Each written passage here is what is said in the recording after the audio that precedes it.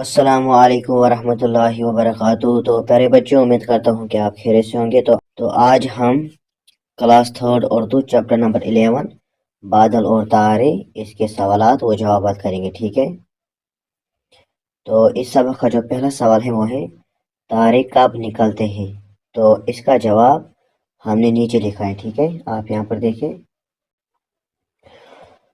تو پہلے سوال کا جواب ہے تارے شام کے بعد نکلتے ہیں، ٹھیک ہے؟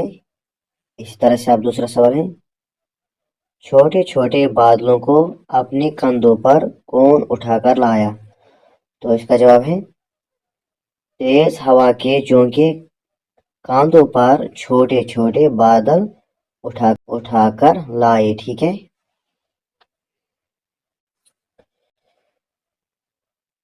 اسی طرح آپ سوال نمبر تیسرا ہے آنکھ مچولی کھیلتے ہوئے بچے کس کو کہا گیا ہے؟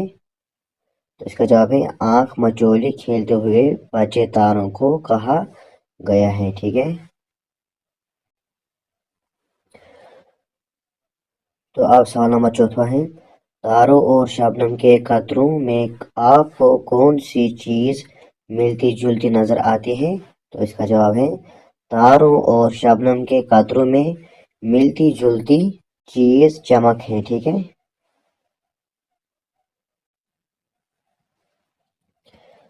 اب پانچواں سوال ہے یہ نظم کی شاعر نے لکھی ہے، ٹھیک ہے؟ تو یہاں پر ہے لکھی، تو اس کا جواب ہے یہ نظم تلوک چند محروم نے لکھی ہے، ٹھیک ہے؟ یہ کس نے لکھی ہے؟ تلوک چند محروم نے، ٹھیک ہے؟ تو اب سوال نمبر تیسرا ہے مصروں کو پورا کیجیے۔ مصروں کو پورا کرنا ہے جیسے کہ الف والا پارٹ ہے تیز ہوا کے جھونکے آئے، ٹھیک ہے؟ اس طرح دوسرا بے پاٹ آنکھ مچولی گلی گلی میں، ٹھیک ہے؟ اس طرح سے جیم پاٹ کھیل رہے ہوں جیسے بچے، ٹھیک ہے؟ اس طرح سے دال پاٹ یا شبنم کے قطرے چمکے، ٹھیک ہے؟ اسی طریقے سے اب یہاں پر سوال نمبر چوتھا ہے مثال دیکھ کر لفظ کا آخری حرف کم کر کے ایک نیا بامعنی لفظ بنائے۔ مثال کو دیکھ کر یہاں پر مثال دیا گیا ہے تارے، تو اس کو بنائے ہے اس نے تار، انہیں جو آخری والا حرف ہے اس کو کاٹنا ہے، ٹھیک ہے؟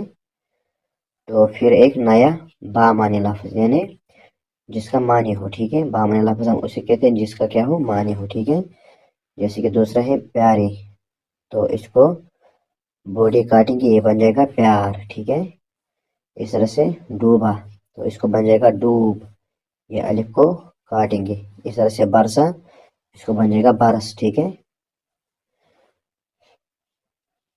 اسی طرح سے نکلا، اس کو الف کاٹیں گے تو بن جائے گا نکل، ٹھیک ہے؟ اب سوال نمبر پانچواں ہے حروف ملا کر لکھے، حروف کو ملانا اور لکھنا ہے جیسے کہ مثال کے طور پر سین پلس واو پلس رے پلس جی تو بن جائے گا سورج، جیسے کہ سین و سو رے جیم راج بن جائے گا سورج۔ اس طرح سے دوسرا ہے با دالم دال بن جائے گا بادل۔ اس طرح سے تیسرا ہے بیل با ریشی رش بارش۔ اسی طرح سے چوتھا ہے شین بے نون میم بن جائے گا شبنم۔ تارے بڑے رے تارے، نون کی نک لام بڑے لے بن جائے گا نکلے، ٹھیک ہے؟ اب یہاں پر سوال نمبر 6 ہے رات کے وقت چاند اور تارے جب آسمان پہ نکلتے ہیں تو کیسا منظر ہوتا ہے؟ اس منظر کی عکاسی اپنے ڈرائنگ شیٹ پر کریں، ٹھیک ہے؟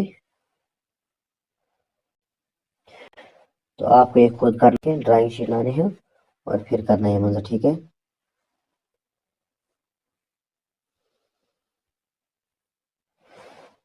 اب سوال نمبر 7 ہے گھر پر کرنے کا کام، ٹھیک ہے؟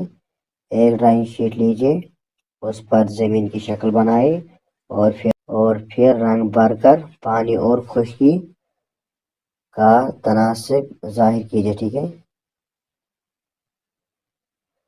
اس کام میں آپ گھر کے کسی فرد سے مدد لیجیے، ٹھیک ہے۔ اب یہاں پر سوال نمبر 8 پڑھیں، استاد بچوں سے یہ نظم بلند آہنگ میں ترنم کے ساتھ پڑھیے، ٹھیک ہے۔ تو یہاں پر اس سبق کے تمام سوالات و جوابات مکمل ہوئے۔ انشاءاللہ ملیں گے نیکسٹ ویڈیو میں، تب تک کے لیے خدا حافظ۔ السلام علیکم ورحمۃ اللہ وبرکاتہ۔